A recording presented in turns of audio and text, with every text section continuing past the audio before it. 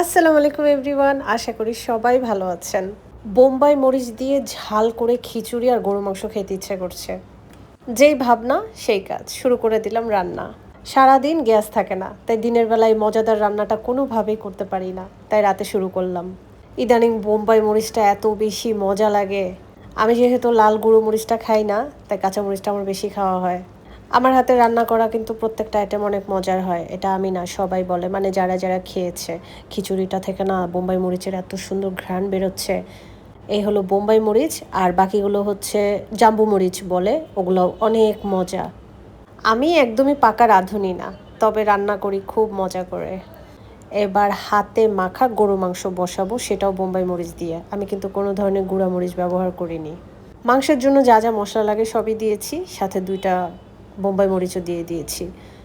এই 2টা বোম্বাই মরিচে খুব একটা ঝাল হবে না, বাট স্মেলটা না মাংসতে ছড়িয়ে পড়বে, যা মজা হবে।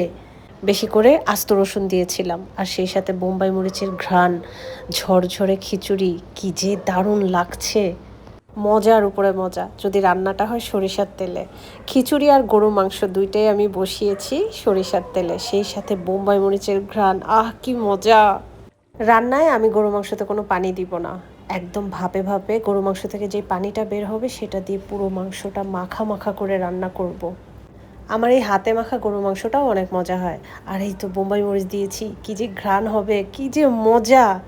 আমার আজকের এই ঝটপট মজাদার বোম্বাই মরিচের রান্নাটা আপনাদের সাথে শেয়ার করলাম। কারা কারা খিচুড়ি আর এরকম গরু মাংস খেতে খুব পছন্দ করেন, অবশ্যই আমাকে কমেন্টসে জানাবেন। ভিডিওটা কেমন লাগলো জানাবেন। দেখা হবে নেক্সট ভিডিওতে। আল্লাহ হাফেজ।